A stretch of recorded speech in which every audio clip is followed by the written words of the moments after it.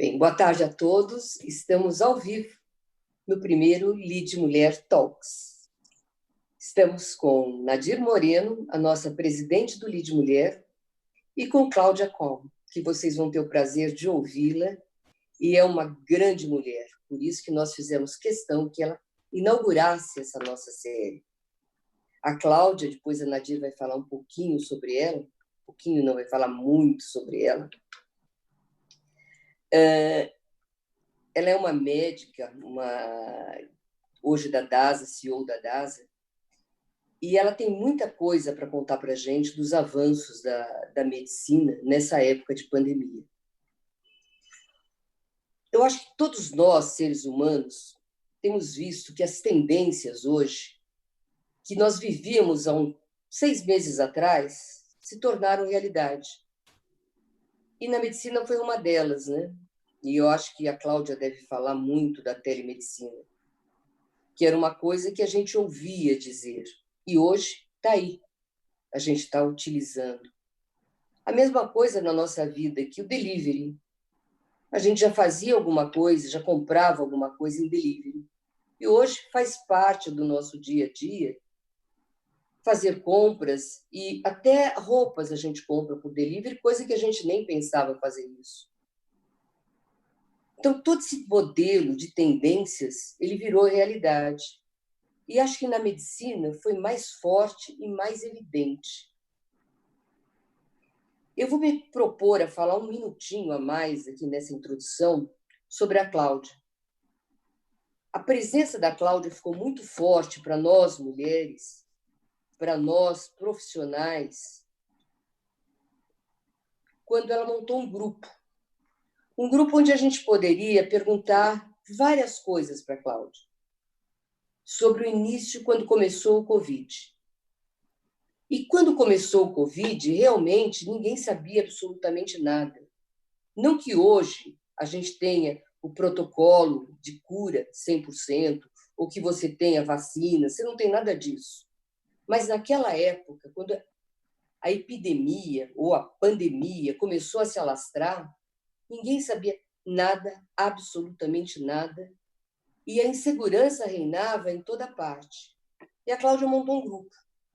E nesse grupo, as mulheres perguntavam, mas as coisas assim mais... não vou dizer que eram... mas as coisas mais óbvias que não eram óbvias para a gente naquele momento. Então, você tinha pessoas que estavam viajando e falavam assim, estou chegando no Brasil, mas eu estou chegando num país absolutamente contaminado, o que eu faço? Mas eram tantas perguntas para a Cláudia, tantas perguntas, e a Cláudia também não poderia comprometer a vida profissional dela e o cargo que ela ocupa, que é de tremenda responsabilidade. Então, o que ela fez? A gente perguntava durante o dia, a Cláudia respondia durante a noite, e a madrugada dentro respondendo. Hoje, a situação, digamos assim, está mais calma, você já consegue ter informações de vários lugares, mas aquele grupo, ele tinha certeza que as informações eram corretas e não tinha fake news. E era a Cláudia quem dirigia o grupo. E esse grupo ficou fortíssimo. E a gente tinha uma segurança de pertencer àquele grupo e qualquer coisa a gente perguntava para a Cláudia. Então, isso deu uma força, e por isso que quando me perguntaram quem tem que ser uma mulher que ocupe um cargo de segurança, um cargo de responsabilidade dentro de uma empresa, para mim veio de cara o nome da Cláudia. E é por isso que a Cláudia está aqui hoje conosco, e eu vou só falar um minutinho agora, antes de passar para Nadir, falar como que vai se desenvolver o nosso bate-papo. Ele é muito informal. A Cláudia vai falar durante 15 minutos, e tem um chat aqui embaixo, onde as pessoas que estão nos assistindo podem fazendo as perguntas. E a Cláudia, após a sua apresentação, vai respondendo. E tem uma pergunta também, e a pergunta eu acho extremamente interessante para os dias de hoje, que vocês também podem responder. Você acredita que avanços como teleconsultas terão o mesmo desempenho pós-pandemia? Se sim, Sim, foi uma conquista que facilitou a vida das pessoas? Você pode responder. Ou não, as pessoas ainda preferem o contato pessoal. Então, essa enquete que a gente vai fazer durante a nossa programação e, no final, a gente dá o resultado. E, dando sequência ao nosso Lead Mulher, eu passo a palavra à nossa presidente da UPS Brasil e presidente do Lead Mulher, Nadir Moreno. Obrigada, Celinha. Boa tarde a todos. Queria agradecer pela participação e a presença e, obviamente, a nossa querida convidada, como mencionado pela Celinha, o tema do nosso Lead Talks Mulher hoje é avanços da medicina impulsionados pela pandemia. E, obviamente, ninguém melhor para poder falar sobre isso. E, por isso, convidamos a nossa querida Cláudia Kohn, diretora executiva da DASA e Operações Hospitalares e CEO na Alta Excelência Diagnóstico. Falando um pouco, está pequeno, viu, Cláudia? Mas depois a gente vai te dar tempo para poder falar um pouco mais sobre você e a sua carreira. A Cláudia tem mais de 30 anos de experiência, a microbiologista especializada em economia e gestão em saúde, ela é considerada uma das líderes mais admiradas do setor. Como vocês puderam perceber a história da Celinha, além do setor, também no ambiente da amizade, ela serviu de consultora, né, para esse grupo particular e específico nesse momento de muitas perguntas e questionamentos. Já atuou em situações renomadas como o Hospital Israelita Albert Einstein e também no Delboni Auriemma, e é conselheira da Abramed e membro do Comitê da Saúde da Fiesp. Bom, como vocês puderam perceber, realmente a gente vai ter uma conversa e um bate-papo muito interessante de conteúdo, de muita importância, tanto para nós quanto para a sociedade. Passo a palavra agora para você, Cláudia.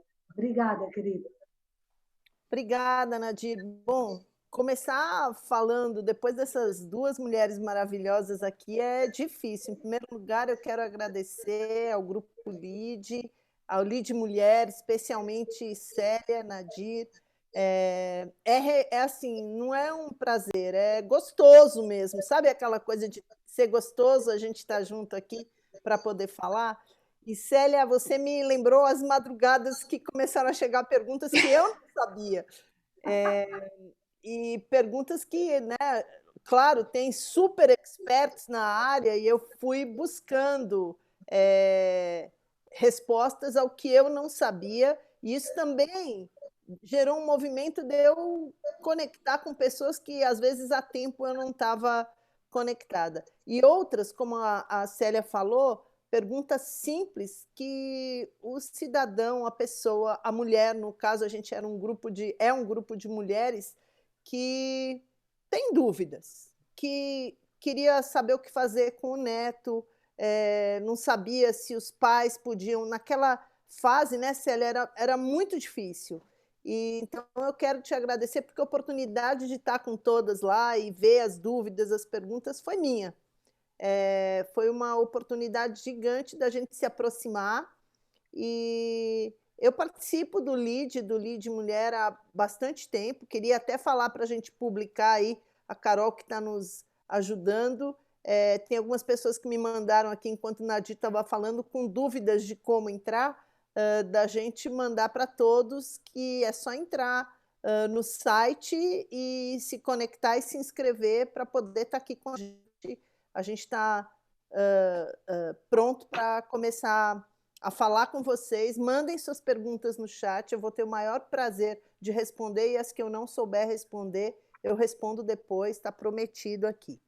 Isso, se me permite, Cláudia, no Instagram, você tem exatamente o link para poder entrar. É mais fácil entrar no Instagram. Eu vou avisar, se vocês me permitem, eu já vou avisar aqui. Pessoal, no Instagram também todo mundo pode entrar, então essa mensagem vai para todo mundo que perguntou aqui. Ele tem o link que você já entra aqui. Ótimo. Assim é ao vivo, né? A gente ajuda, conecta e esse é o nosso mundo de hoje. Bom, gente, além de agradecer, eu vou, Nadir e Célia, se vocês me permitirem, eu vou compartilhar a tela um pouquinho E aí eu já começo a falar para depois a gente ter tempo de bater um papo gostoso, tá bom? Eu vou compartilhar aqui uma tela com vocês. E aí a gente vai poder... Vocês estão vendo a tela? Ok, perfeito. O convite, o tema é muito gostoso para mim, porque é um tema que nós estamos vivenciando no dia a dia. Eu hoje estou na DASA, super orgulhosa do que a gente vem fazendo, então eu vou contar um pouquinho para vocês do que é a DASA, para quem não conhece. Para quem conhece, vai ficar mais íntimo ainda, e o que a gente está fazendo lá. E depois disso, vou falar um pouco sobre a minha visão sobre os avanços na medicina impulsionados por essa pandemia que parou o nosso mundo. Então, para a gente começar falando sobre DASA rapidamente, a gente vive num mundo que muda a cada dia. Esse mundo que está mudando é um mundo novo para cada um de nós. Esse mundo novo, ele faz com que a gente tenha que descobrir tecnologias. Ele é um mundo que traz para a gente novos serviços, como vocês estão vendo, mercados que estão crescendo, outros mercados que estão diminuindo, criatividade ao extremo e novos produtos que sequer a gente imaginava que ia entrar nem na medicina e nem em outras áreas no mercado, no Brasil e no mundo inteiro. Com toda essa movimentação, hoje, a gente realmente teve que repensar o que é a nossa saúde, né?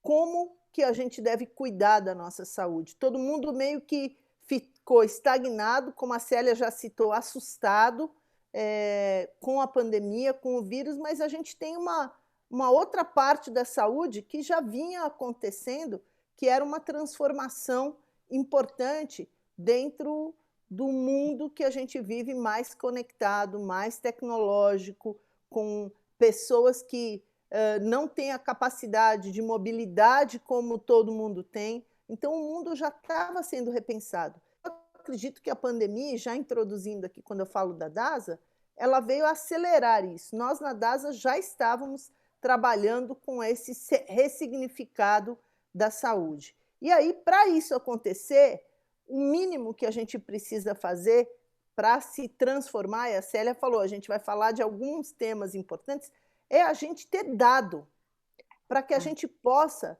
trocar e gerar inteligência suficiente para cuidar melhor da saúde. E foi isso que nos 2 últimos anos, especialmente, um pouco mais, mas nos 2 últimos anos, a gente vem fazendo de forma muito acelerada na DASA. O que a gente fez para ressignificar e trazer isso na medicina diagnóstica, em especial, que é onde a gente atuava com muita força, e hoje, além da medicina diagnóstica, a gente tem mais atuações como grupo. A gente tinha que gerar essas conexões, e para gerar essas conexões, nós repensamos toda a estrutura, desde a cultura da empresa até tecnologias que a gente usa, a forma de um movimento de incorporação das tecnologias, sejam elas médicas, estruturais, de equipamentos, de processos e assim por diante.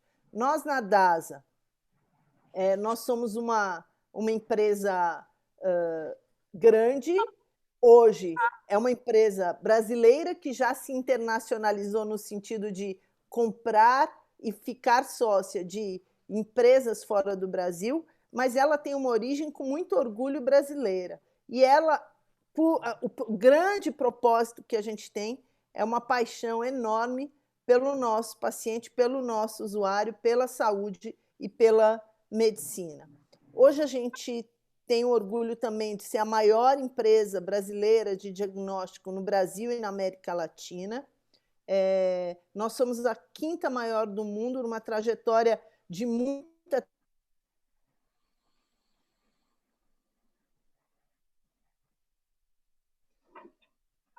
Acho que deu uma cortada. Cortou, né, Nadir? Um pouco. Cláudia. Será que é o dela?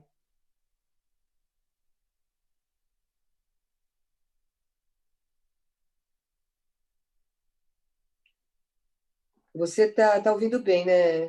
Sim, sim. Na verdade, acho que a Cláudia teve um probleminha. Uhum. Certamente ela já vai estar retornando. Ah, com certeza. Mas é espetacular. Eu não tinha ideia tão grande era a DASA, né? Exatamente. E com Sabia que era 70 grande, anos na área, também não tinha essa noção. mas que era o quinto conglomerado do mundo, eu não sabia. Uhum.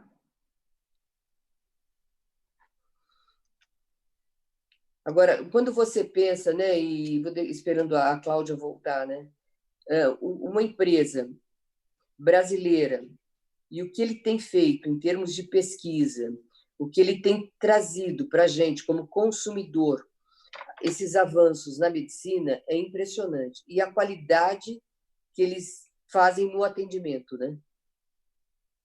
É importante e necessário, né? Porque é justamente nesse momento que a gente pode averiguar o quão necessitamos destes profissionais e dessas grandes corporações que são brasileiras, inclusive esta, a DASA, como ela estava bem colocando.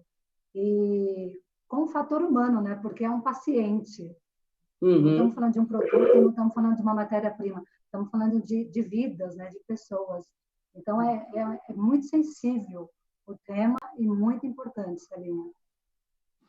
E aí, deixa eu te falar uma coisa, né, de curiosidade. Você fez já alguma consulta em telemedicina?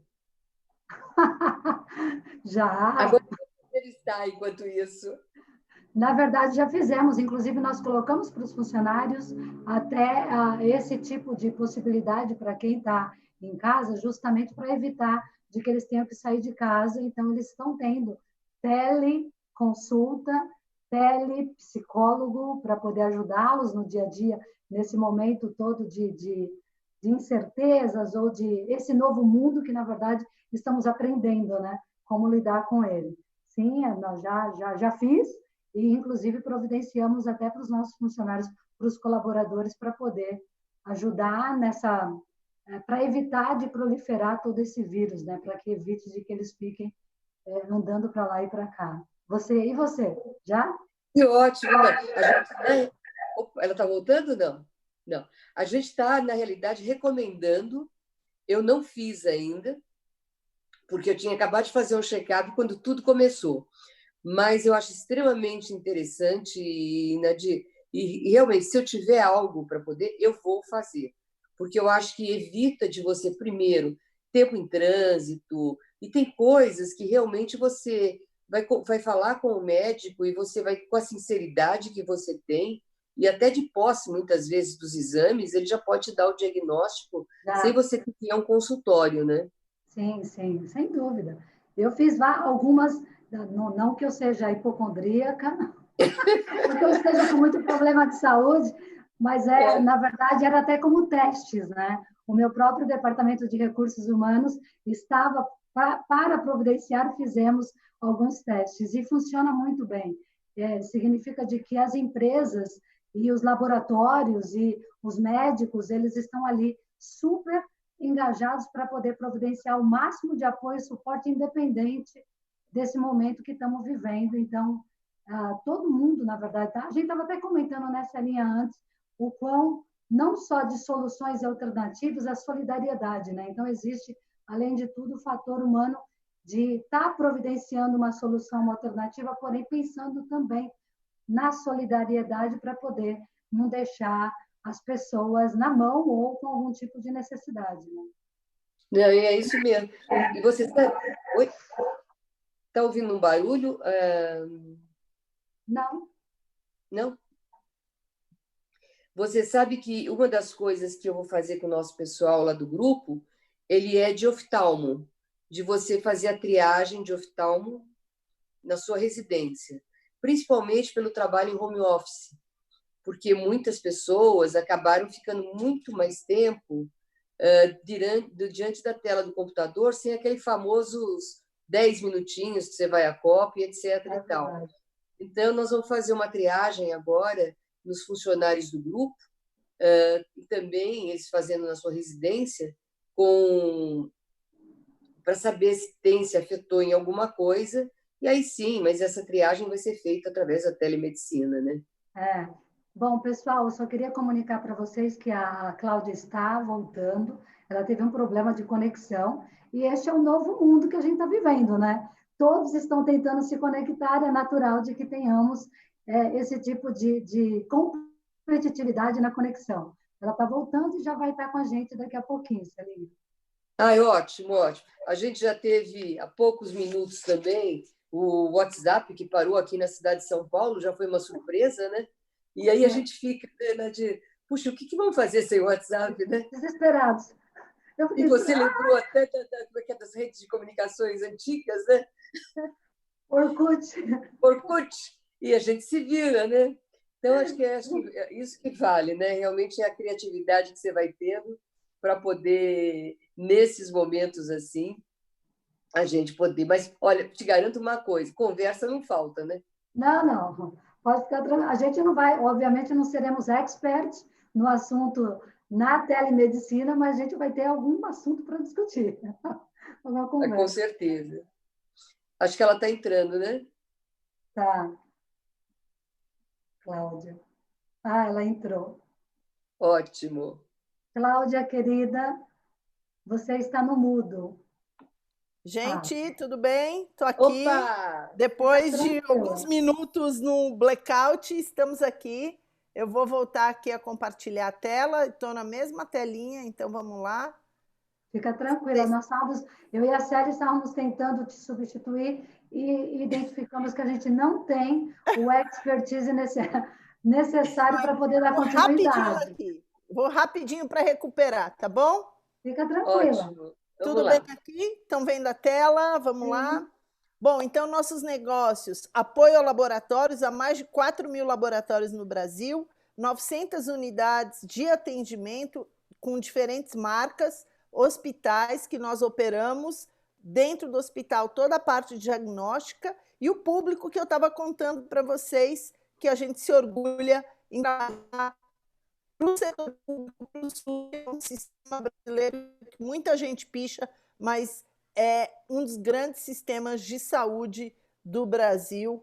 E aqui um pouquinho dos nossos números, que eu já falei, para vocês terem uma ideia de exames, são 270 milhões de exames por ano, feitos com a máxima acurácia, com diferentes marcas, e a gente tem certificações variadas, nacionais e internacionais, e mais de 40 marcas que vocês mais se conectam em diferentes cidades do Brasil. A gente tem 40 marcas que estão espalhadas, que vocês reconhecem em São Paulo, marcas que alguns de vocês usam. Quando a gente vai para outras cidades, como Rio de Janeiro, são outras marcas. A gente também está no Sul, em alguns estados do Sul, Centro-Oeste, Nordeste, enfim.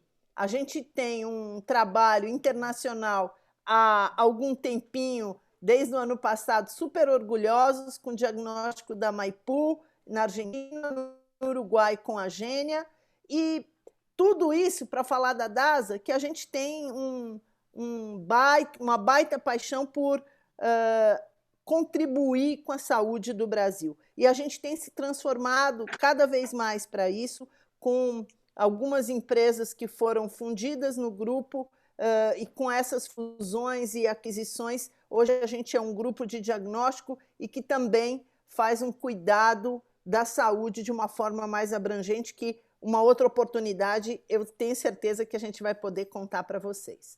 Bom, para a gente entrar no tema e falar de aprendizados e avanços na medicina, a gente tem que falar desse Brasil e da saúde no Brasil. A gente sabe que o Brasil é um país continental, com diferentes acessos, 25% da população com acesso a plano de saúde e 75% com estruturas da saúde pública, e alguns atendendo uns aos outros através de parcerias.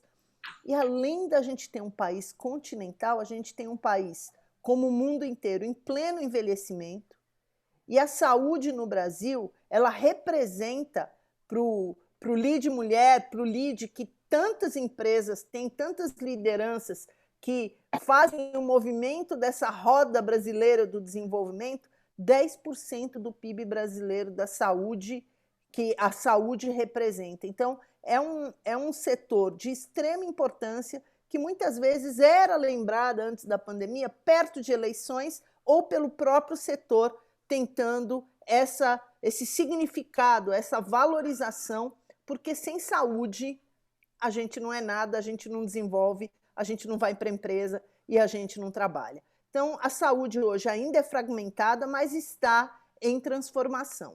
O que eu quero trazer para vocês? Como é essa fragmentação? Hoje a gente tem vários stakeholders, a gente tem o financiamento através das empresas, com 80% das empresas financiando parte desse grande motor que é a saúde, a operação, as operadoras que administram esse financiamento para que isso aconteça, e a gente tem vários stakeholders, que hoje eu não vou entrar em detalhe aqui, que junto com os profissionais da saúde fazem esse motor rodar e a gente poder estar cuidando, prevenindo, promovendo e tratando desde a saúde primária até a alta complexidade. Quando a gente fala em pandemia, a gente primeiro se espelha em vários países, né? O que está acontecendo nos Estados Unidos, o que está acontecendo na Alemanha, na Coreia do Sul, na Nova Zelândia. Nós tivemos mundialmente excelentes exemplos. E não adianta a gente só ficar considerando excelentes exemplos, porque a gente tem que considerar o Brasil como ele é, continental, como a gente vê Estados Unidos, como a gente vê China, como poucos países no mundo, mas nós não temos a logística, nós não temos a infraestrutura como outros países. Então, a gente tem que olhar a nossa realidade. No grupo que a Célia comentou, eu toda hora falava do Covid, né? Tem testes disponíveis para várias fases do Covid. E realmente são momentos diferentes que você faz esse teste da população. Momento onde você tem o antígeno e momento onde você tem que medir o anticorpo, para você saber o que direcionar para a população. Hoje não é dia de aula de Covid, mas, de fato, nos tempos de Covid, a gente teve que aprender um pouco disso, né? Quem não vive isso todo dia teve que entender o que era anticorpo, que nunca tinha ouvido falar. O que era IgG, o que era IgM, o que era anticorpo, o que era PCR. O mundo efetivamente parou. Parou por medo, parou por ter que se adaptar e a gente mudou. A minha pergunta sobre mudança, mudamos mesmo, é porque eu acho que essa pergunta tem que continuar dentro da gente todos os dias a partir de agora, especialmente na saúde.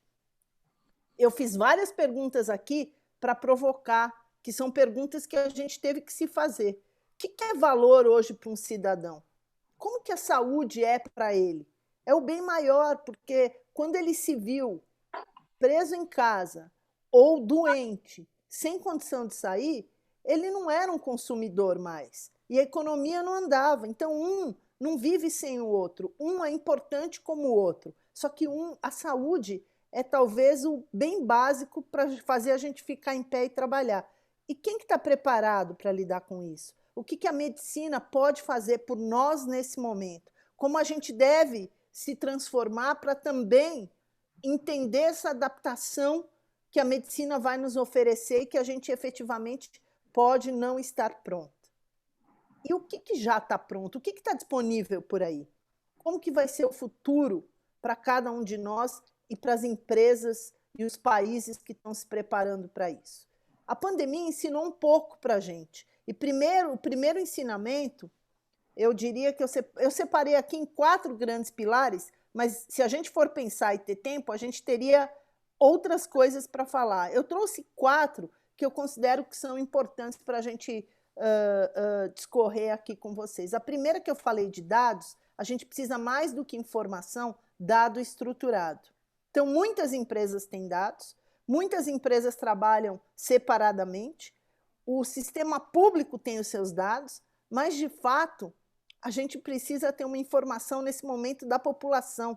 Então, a interoperabilidade de dados, a condição e a flexibilidade de enxergar que o dado deve ser estruturado para que a gente tenha uma informação e uma orientação correta, são fundamentais. A telemedicina não trabalha sem dado. A inteligência artificial não trabalha sem dado. Então, a tecnologia traz coisas para a gente, mas a gente tem que rever o processo dentro de casa para a gente se estruturar para isso. A gente também, a partir do dado que a gente tem que chegar a um maior número de pessoas, não só para informar. Então, quão importante, de novo, Célia, você começou falando, me dando uma deixa aqui. E se não fosse essa informação que a gente pôde trocar? E se as pessoas não tivessem, e aqui são pessoas diferenciadas, privilegiadas, de poderem estar em suas casas, em home office, e aquela pessoa que está num lugar longínquo do Brasil que não sabe nem o que é essa pandemia. Então, essa informação, ela tem que chegar e a gente tem que ter tecnologia para isso. A gente tem uma quantidade de celulares muito grande no Brasil. Agora, a gente tem que ter estruturação da informação sem fake news, informação correta, informação segura para poder passar para a população e a população poder se cuidar. O diagnóstico, o tratamento, a abrangência disso tem que ter uma capilaridade gigantesca. Hoje nós colhemos na DASA em 4.000 laboratórios. Ninguém sabe, mas a gente roda uma volta ao mundo todo dia. Olha que incrível. Através das N veículos que vão, que são carros, aviões, motos, até barco, tem que ir colher em alguns lugares para a gente poder processar o exame. Então, essa abrangência no Brasil foi um aprendizado que a pandemia acelerou. Lugares que a gente não chegava com a informação, com dado e com logística. Olha quanta oportunidade quando a gente fala que é um Brasil que a medicina pode ajudar a ter investimento em infraestrutura para que isso chegue lá. E a hora que chega a saúde, vão chegar outras coisas também. Monitoramento e tratamento. Eu inverti todos os números aqui, né? Eu estou indo anti-horário, né? Tudo bem, gente. Monitoramento e tratamento. Valorizar e cuidar da saúde em todos os sentidos. Aqui tem um ponto muito importante do avanço da medicina para a população. Muitas tecnologias foram aceleradas. Com isso, o diagnóstico e o cuidado, não só com o Covid, mas com as doenças que não foram cuidadas até agora, muitas pessoas ficaram em casa sem cuidar da sua hipertensão, sem fazer um monitoramento periódico da sua doença crônica, pode ser um diabetes, pode ser um paciente oncológico que ficou com medo de ir fazer sua quimioterapia. Ele tem que fazer, e é muito importante ele saber que as estruturas hospitalares de diagnóstico, elas são seguras, porque elas estão cuidando mais ainda da limpeza, do distanciamento, do cuidado, da higiene do paciente, da esterilização. Então é muito importante saber que você não deve deixar para depois. Todo o sistema de saúde, tem gente que fala, mas então teve uma economia. Não existe economia nesse sentido, porque no longo prazo, as doenças que não foram prevenidas com monitoramento e com cuidado, elas se tornam mais graves e o custo delas multiplica por 3, por 5. Então, é muito importante cuidar dessa doença. Na saúde mental, nem se fala, né, gente? Na saúde mental, esse grande aprendizado da gente poder cuidar um pouco mais da saúde mental e saber também do que a gente não cuidou durante muito tempo. A saúde mental hoje nas empresas é uma das maiores causas de afastamento. E esse é um tópico, Célia, Nadir, que tem grandes mulheres trabalhando nesse setor e a gente tem feito muitos trabalhos também dentro da DASA para cuidado com o colaborador. Ferramentas e políticas. A tecnologia, ela existe não por si só. Ela trata um processo, ela disrupta um processo muitas vezes. E essa disrupção de processos, por exemplo, por inteligência artificial, que hoje nós até fazemos já diagnóstico preditivo de algumas doenças através de dados de inteligência artificial, onde nós temos, por exemplo, uma quantidade gigante de mamografias estudadas e inseridas através da inteligência artificial, do machine learning, e você consegue predizer se a pessoa tem ou não uma disposição maior da doença, assim como exames genéticos. A regulação, eu trouxe aqui, mas é um tema muito específico e que tem que ser lembrado, porque os órgãos regulatórios, eu sei o quanto o grupo LEAD, o LEAD Mulher, cuida de olhar o Brasil como um todo e a importância de alguns assuntos, eles tiveram que acelerar aprovações de incorporação tecnológica, de exames, de medicamentos, e isso é muito importante para a medicina. Então, esse foi um aprendizado e um avanço importante que não pode ser deixado de lado. A rapidez para poder fazer isso é muito importante hoje. Bom, esse slide é quase uma finalização, porque eu trouxe para vocês poderem ver os temas que eu considero os mais importantes nos avanços. Quando a gente fala de telemedicina, e eu vou trazer daqui, desse mapinha que eu fiz aqui, 3 exemplos. Quando a gente fala de telemedicina, nós tínhamos uma enorme discussão, e vem aí dentro da enquete que a Célia falou, uma enorme discussão sobre como é a telemedicina no mundo e no Brasil, e as aprovações necessárias, porque a gente tinha o Conselho Federal de Medicina não aprovando a regulação, e a pandemia veio para regulamentar isso, mas nós temos um passo muito grande, que é de tratar de como isso deve ser feito, a política de como deve ser, não só a teleconsulta, mas a telemedicina em geral. Existe teleradiologia há muitos anos, existe telepatologia, onde você não tem num lugar remoto uma lâmina de um paciente oncológico que você precisa de um expert em câncer de pâncreas, em célula de câncer de pâncreas, por exemplo. E esse expert hoje pode fazer via telepatologia. Então, tem coisas incríveis que podem ser feitas, que o avanço tecnológico já existe, mas a incorporação tecnológica ela precisa ser regulamentada, ela precisa ter o Congresso olhando para isso, porque isso vai dar acesso a uma população que não tem acesso. É claro que tem que ser feito com todos os cuidados, né? Não pode ser feito sem uma regulação, sem essa pessoa ter uma validação para poder entrar, para a gente saber que é um médico que está do outro lado e assim por diante. Mas tudo que é regulamentado adequadamente avança e cada vez mais tem uma maturidade e vira quase que como hoje nós usamos um smartphone. No início era difícil e a gente vai se ajudando. Eu falo, minha mãe com 91 anos, quando que ela imaginava que ela ia mandar um e-mail, que ela ia... E hoje ela faz isso, manda foto, e-mail, lê WhatsApp.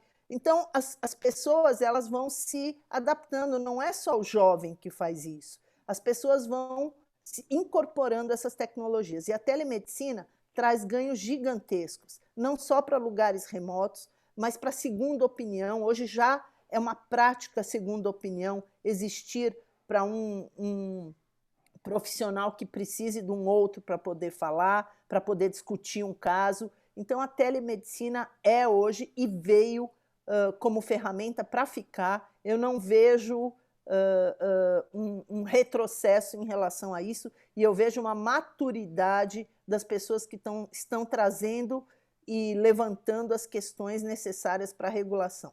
Lembrando que o dado, por conta da LGPD, a LGPD é um fator bom, ela é uma legislação, a Lei Geral de Proteção de Dados, que veio a agregar valor para a telemedicina, para a inteligência artificial, para o uso das empresas adequado do dado, para o não abuso do dado, não só na medicina ou em qualquer empresa brasileira. A outra coisa que eu queria falar desse mapa que eu coloquei de grandes avanços são as empresas, sabe? Nadir, empresas que se mobilizaram de forma maravilhosa pelos seus colaboradores. Eu tenho um exemplo na DASA que cuidou dos colaboradores, que tem um acesso à teleconsulta para apoio a famílias de pessoas que infelizmente morreram em vários lugares da saúde, e isso tem que ser feito. Olha, se eu for enumerar aqui as inúmeras atividades e iniciativas que as empresas estão fazendo, de ensinar, de se adaptar ao distanciamento, de permitir o home office e estender isso, e o home office trouxe também uma nova realidade, uma nova possibilidade. Aí a gente fala, puxa, mas vários lugares vão ficar com vacância, porque alugavam para empresas. Não, vão nascer outras empresas que vão precisar de outras coisas, e eu acho que a gente tem que mover a roda para frente. Um outro ponto que eu queria trazer, regulação eu já falei, foi a transformação do cidadão.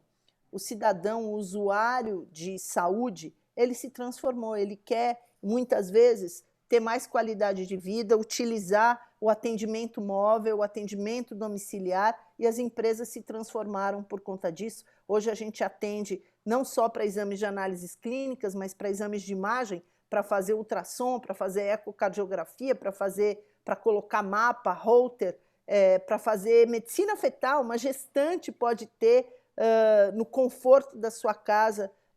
Tudo isso é uma grande transformação. E os hospitais também se transformaram. Eu acho que o hospital, como alta complexidade, que é um ente talvez de atendimento a mais alta vulnerabilidade, eles se transformaram, eles adotaram o paciente para ter uma continuidade de atendimento, e tudo isso eu acho que fez muita diferença. Eu vou passar esse mapa, mas é um mapa para ficar na cabeça aí de todo mundo, de avanços que nós tivemos. E aqui eu trouxe um pouquinho do futuro, a retomada, né? Olhar um pouco para frente para a gente finalizar. Eu acredito que essa atividade das empresas foi fundamental nessa fusão do grupo, que hoje é DASA, IMPAR, que é a rede de 7 hospitais, e a GSC, que faz cuidado integrado, desde a saúde primária até a alta complexidade, até o cuidado coordenado, tem feito um trabalho de olhar para esse futuro como uma retomada da economia, dando possibilidade de um cuidado mais adequado. Então, o monitoramento para as empresas poderem retornar é algo que a saúde já sabia fazer, mas tinha que integrar várias pecinhas para poder atuar. E hoje, não só nós oferecemos, mas outros players também oferecem, e a gente fica muito orgulhoso de ajudar empresas a retornarem, seja por home office, com gestão epidemiológica, com epidemiologista médico ajudando a fazer isso, com a gestão dos afastamentos, com o retorno, com o protocolo de testagem. Então, hoje o laboratório não faz só o protocolo, ele traz todo o processo para poder retornar para a empresa com segurança. Basicamente, o que eu queria trazer para vocês em alguns minutos, com um intervalinho de blackout, era isso, e eu vou ficar à disposição para todas as perguntas. Acredito que se a gente for fazer um grande resumo, Nadir e Célia, primeiro meu agradecimento, antes de tudo, e depois a gente falar um pouquinho sobre o aprendizado do que é o novo consumidor e usuário da saúde, do que as ferramentas podem trazer tecnologicamente, a telemedicina, o atendimento móvel e tudo que pode ser trazido. E, em terceiro, a coordenação da saúde, ou seja, a saúde não só tratar a doença, ela tratar com prevenção, com promoção e tratar para que a economia retorne com o carinho que a gente tem, porque, afinal de contas, como eu falei lá no começo, o nosso propósito é a paixão pela medicina. Obrigada.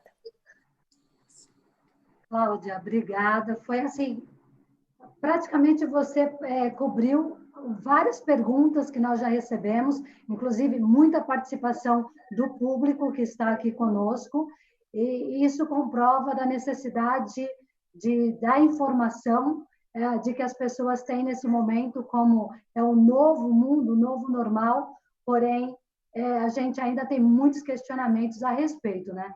Você cobriu vários aspectos, mas tem algumas perguntas que eu vou juntá-las, que foi exatamente no que você iniciou, dizendo de que 25% somente da população tem acesso à assistência privada, né, de saúde privada, e 75% ainda depende de uma estrutura da saúde pública. O que, na sua opinião, como o setor privado poderia auxiliar na melhor utilização e eficiência do sistema público de saúde durante a pandemia? E se a tecnologia, como você falou, a viabilidade da alta tecnologia poderia ser aplicada no sistema de saúde pública? Bom, excelente pergunta, né? É uma pergunta que, se eu tivesse a bala de prata, Eu ia falar quando é que vai terminar a pandemia, né? Se eu fosse uma guru. Mas dentro da experiência que a gente tem, eu acredito que já existe um movimento de alguns políticos, alguns governadores, alguns gestores da saúde, de entendimento que não dá para todo mundo fazer tudo. Hoje no Brasil são quase 7.000 e vou arredondar 7.500 hospitais no Brasil, são mais de 12.000 laboratórios em lugares efetivamente onde não dá. Então a parceria, primeiro no privado, ela tem que existir para que possa existir nesse setor. Eu nunca considero que tem um público e um privado, né? A saúde, para mim, é uma só, mas existem entidades que são privadas com fins lucrativos e entidades que são geridas e mantidas e criadas pelo Estado. As parcerias público-privadas, na minha opinião, são fundamentais para isso acontecer.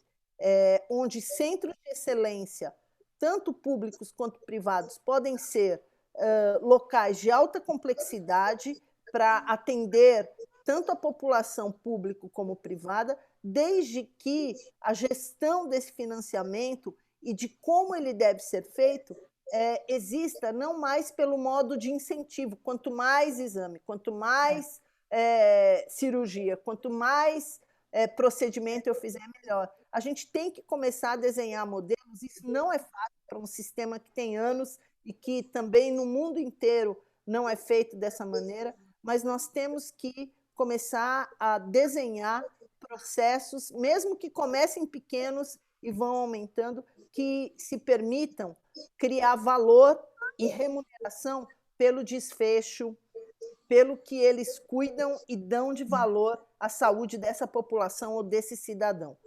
Na minha opinião, a parceria público-privada e um modelo novo, não só de remuneração, mas de sistema atendido com coordenação da saúde, ele pode mudar a saúde nessa intenção. Independente se for 25, 75, porque eu considero que se os 75 tiverem acesso adequado, está ótimo. O SUS é um excelente sistema. Nós temos hospitais, referência em várias cidades que trabalham muito direitinho com o SUS. Agora, o trânsito, a fragmentação deste paciente, que às vezes fica horas ou meses para fazer alguma coisa, é que tem que mudar para que a gente mude esse sistema que não é virtuoso, que ele tem um ciclo vicioso de herança. E não é culpa de ninguém, isso vem vindo. A gente tem que também parar de achar culpado e agir para ajudar a mudar. Né? Eu acho que essa é a grande. Eu acho que o sistema privado pode ajudar muito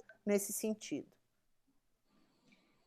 Cláudia, obrigada pela tua resposta. Tem várias perguntas, mas como tem uma que bem específica, eu vou dar o nome da pessoa, é a Magali Leite, da BP. Ela pergunta, Cláudia, existe uma corrente de especialistas que acredita em um novo mundo pós-Covid, que terá novas pandemias com ciclos mais curtos, afetando a população mundial. Isso é, de fato, uma tendência? Nesse caso, qual seria a recomendação em termos de prevenção? Magali, em primeiro lugar, obrigada pela tua pergunta. Eu não sou epidemiologista e infectologista. Certamente tem experts que vão responder melhor para você. Eu até vou buscar e depois vou te mandar uma resposta mais abrangente. Mas eu vou trazer aqui a minha visão. Hoje a gente já tem algumas pequenas epidemias em alguns países. Pandemia, eu acho que há tempo a gente não via algo tão abrangente e ainda num movimento de descoberta importante sobre a imunidade, sobre o período de imunidade, sobre o tipo de imunidade, se ela é celular ou não. E eu acho que as pandemias elas vão vir. Eu acho que a população hoje é muito mais conectada, está muito mais em lugares fechados, mas ainda existem também questões de higiene, questões de saneamento que podem ajudar, de infraestrutura que podem ajudar a prevenir. Nós estarmos preparados para isso Eu que gosto de bactérias, na minha fase pregressa de gestão da saúde, que tecnicamente eu trabalhei, eu acho que bactérias e vírus são bichos misteriosos e, ao mesmo tempo, que instigam a gente a estudar mais. Existem mutações de vírus da gripe que você sabe causaram danos importantes para a população e para a economia. Eu acredito que nós estarmos preparados, nós temos que estimular mais a pesquisa e desenvolvimento em termos estruturais. Eu acho que o mundo precisa estar assim. Existem alguns países que estão mais avançados e o Brasil tem pessoas muito diferenciadas para pesquisa e desenvolvimento. Tem jovens que querem fazer e isso precisa ser estimulado pelas empresas, pelas escolas, pelas universidades, para que nós estejamos mais preparados. Além disso, a indústria que pode nascer através da pesquisa e desenvolvimento é uma indústria que talvez leve o Brasil ou qualquer país a um outro degrau tecnológico e econômico.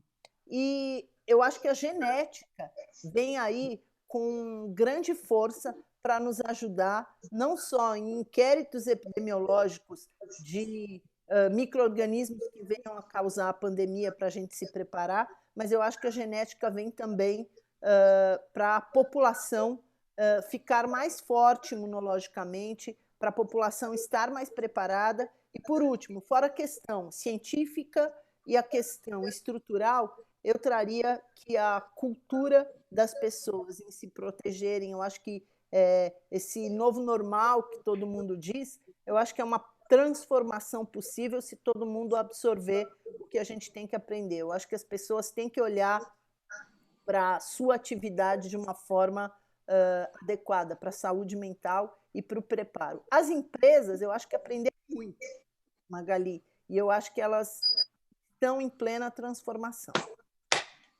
Espero Obrigada. Que de forma mais abrangente. Obrigada, Cláudia. Cláudia, muito, assim, são informações muito pertinentes, inclusive. Voltando no tema dos dados que você comentou no início, porque é de suma importância você acumular dados, porém, ao mesmo tempo, é como estruturar os dados, né? Como é que você vai ter essa informação? O que você vê de maiores variáveis que dificulta a utilização eficiente desses dados? E com o crescimento do uso dele, porque para diagnóstico, o histórico de mapeamento mais eficiente do histórico de pacientes, como que vocês estão lidando? Você até comentou na sua apresentação, com a nova Lei Geral de Proteção de Dados, que inclusive vai entrar em vigor, né, no Brasil, e como é que vocês estão lidando com esse tema que é de suma preocupação? Eu acho que dados sensíveis são importantes, são sensíveis efetivamente. Já existiram eventos, se vocês pesquisarem aí na internet, vocês vão ver que já existiram eventos no Brasil e fora do Brasil de hackers, não só para pegar o dado e usar de forma pública. Hoje em dia, até uma bomba de infusão que utiliza para paciente, para uma medicação, ela é tecnologicamente conectada. Então, o cuidado com o dado, com o processo, com a segurança de todas as empresas, eu acho que é o primeiro ponto que as empresas têm que olhar para a transformação. Agora, as empresas, não só de saúde, sabe, Nadir, mas as empresas em geral têm que criar grupos para olhar, em termos de compliance, o uso dos dados, e as empresas têm que trazer, além da segurança, processos que garantam a consentimento do usuário, da população, ou do paciente, ou do cliente, do consumidor. E hoje a gente não vê isso no Brasil, né? Você vê um comércio de dados que tem que começar a ser repensado, e os grupos criados nas empresas, na minha opinião, são importantes para trazer primeiro a educação e a informação do que é LGPD. Na Associação Brasileira de Medicina Diagnóstica, no Comitê de Saúde da Fiesp e na Confederação Nacional de Saúde, nós temos grupos que só estudam isso para poder ajudar as empresas, os hospitais, a ANAP também dos hospitais está fazendo isso, os laboratórios, para eles se estruturarem para isso. Existe uma transformação da segurança, existe uma transformação dos sistemas propriamente ditos para eles estarem adaptados. Então, as empresas de tecnologia têm que se preparar para fornecer sistemas que estejam de acordo com a LGPD, e o trânsito, a interoperabilidade dos dados entre as empresas, ela tem que acontecer também de uma forma que garanta essa segurança para o paciente, para o médico e para o seu tratamento. Ou, no fim das contas, é esse paciente no centro da atenção na saúde. Assim como uma empresa que não trabalha na saúde, mas é fornecedora de equipamentos, é indústria de medicamento, ela tem que pensar nisso também, porque o trânsito, a jornada, a experiência do paciente é uma só. Várias coisas transitam no meio disso, então todas têm que cuidar. Na minha opinião, as empresas devem cuidar. A Dasa tem um grupo grande que cuida não só da LGPD nos sistemas, mas nos processos em todos os setores. Isso é muito importante. Cláudia, obrigada. E eu tenho mais uma pergunta aqui, bem específica. É do Marco Antônio Baroni, da Notre Dame. Cláudia, como resgatar a figura humana do médico em um momento de grande avanço da tecnologia e da inteligência médica artificial? Ótima pergunta. Amigo Baroni, um beijo para você, para a tua esposa Selma. Pergunta boa, Baroni, porque eu como amo o que eu faço, sei que você ama também, e acho que é muito difícil um médico, um enfermeiro, um fisioterapeuta não ter amor pelo que ele faz, porque a jornada não é uma jornada fácil. Eu acho que a tecnologia ela pode aproximar, por incrível que pareça, porque ela pode dar a possibilidade de se dedicar menos tempo com algumas coisas operacionais que você precisa ficar inserido quando você já tem a tecnologia e já tem o dado, e você pode passar mais tempo com o seu paciente ou num procedimento. Então, eu acho que essa máxima de que a tecnologia vai tirar emprego, que a tecnologia afasta as pessoas, ela só existe para quem quer, sabe, Baroni? Eu acho que se você não quiser, se você quiser trazer um sistema para um paciente colocar os seus dados, para empoderar esse paciente com informação, você pode fazer isso através de gamification, você pode fazer isso através de uma jornada em que você tem um contato. Olha a telemedicina aí, para ele ver seu rosto, para ele estar perto de você, mesmo que ele não possa estar. Então, eu não acho que a tecnologia separa, eu não acho que a tecnologia impede. Eu acho que a tecnologia bem usada, com não só aplicativos, mas procedimentos e sistemas que têm o paciente no centro da sua preparação, da sua implantação, ele não separa, ele agrega. É a minha opinião. Muito, assim, Cláudia, temos uma pergunta específica também da nossa querida ouvinte, a Esther Flesch, ela é da Flesch Advogados, mas eu queria juntar a pergunta dela com uma outra, porque depois a gente vai finalizar, porque a Celinha ainda vai passar os resultados da nossa enquete, né, do nosso encontro Liz Mulher Talks, Liz Talks Mulher, e depois a gente finaliza. Ela pergunta como que você vê a diversidade, a gente vê, está comprovado que uma grande mulher à frente de conselho de diretoria, CEO, de grandes marcas dessa empresa brasileira, Dasa, Alta Diagnóstico, é uma representatividade muito grande. Mas a gente sabe que esse número ele não se reflete numa participação maior. Como que você vê a diversidade nos conselhos das empresas? Em alguns países há obrigatoriedade de um percentual mínimo de participação de mulheres. Ela quer saber se o Brasil não deveria também incentivar essa diversidade. E eu só queria juntar com a última pergunta, qual é o principal legado da pandemia no que se refere ao avanço na área da saúde? Como você vê isso? Duas perguntas difíceis. Esther, muito obrigada pela pergunta.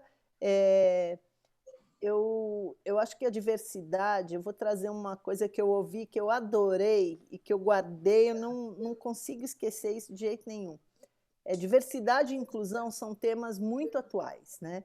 Diversidade e inclusão poderiam estar só num grupo formado para a empresa dizer que tem diversidade, que trabalha a diversidade.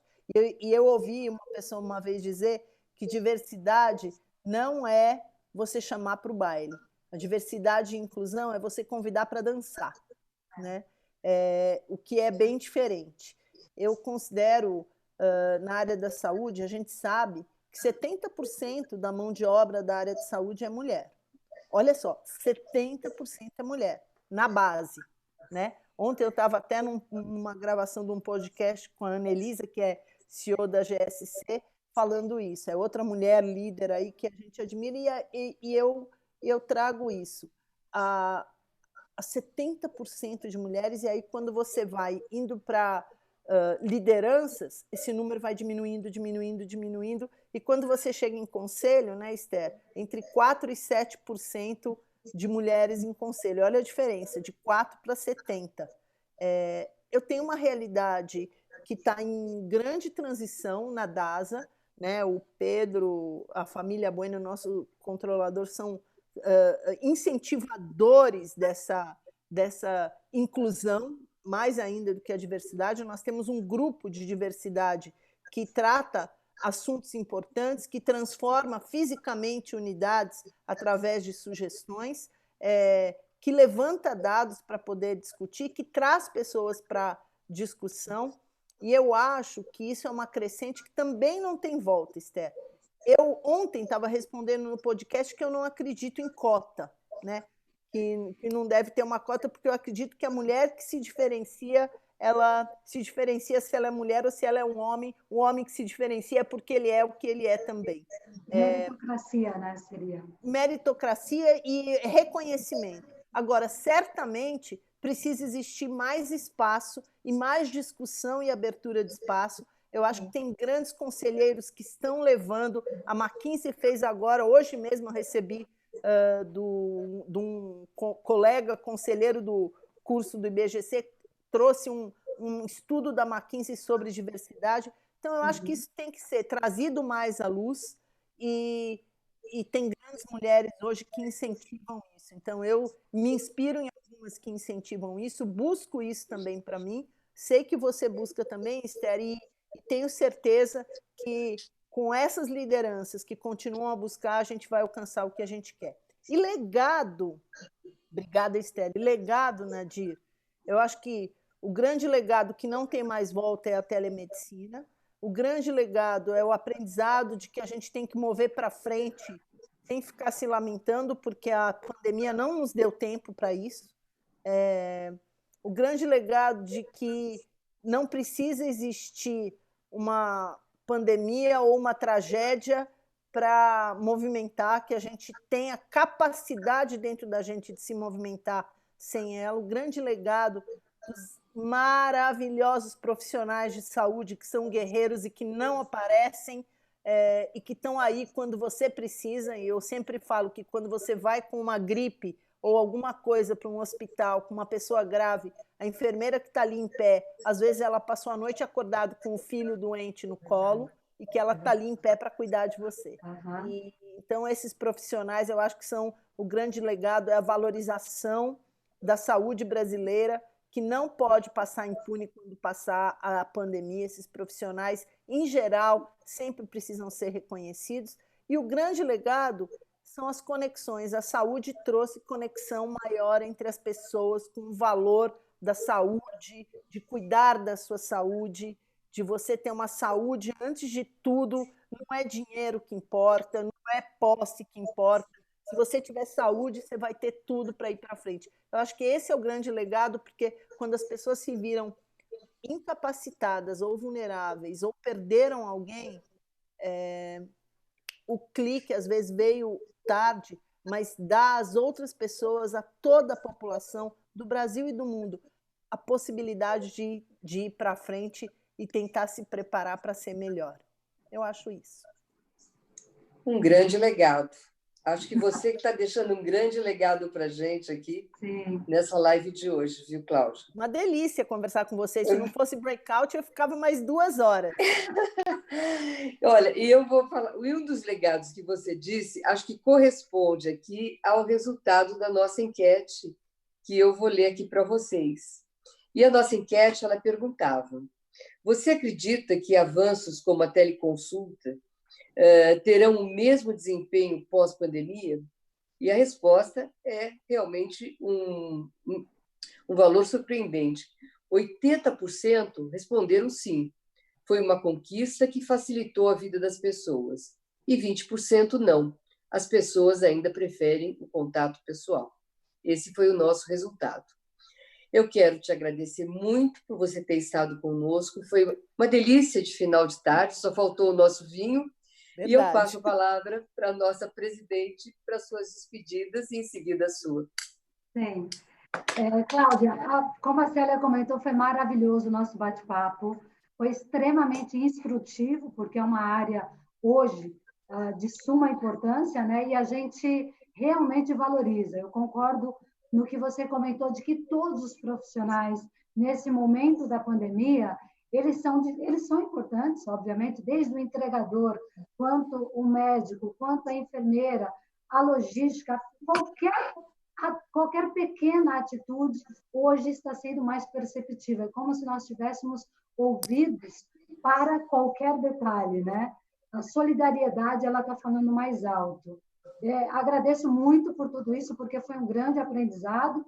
Eu gostei muito da frase, no que você disse, que a paixão por contribuir com a saúde no Brasil, isso é importante. Eu trabalho numa empresa de logística e temos a área da saúde, healthcare, que a gente costuma dizer, it's not a package, it's a patient. Então, você tira o chapéu do pacote e vai cuidar do paciente, eu sei o quanto isso é bem importante. Queria só comunicar a todos e agradecer a presença de todos, de que no dia 11 de agosto nós teremos a nossa próxima Lead Mulher Talks, 11 de agosto, às 18 horas, com a nossa grande convidada, Duda Kertz. Ela é presidente de negócios de consumo da Johnson & Johnson nos Estados Unidos, e o tema será o que esperar do consumidor pós-pandemia. Eu agradeço de novo pela participação. Adorei Nadir, estar com você, Cláudia. Nadir, posso falar? Claro. Mais um minutinho.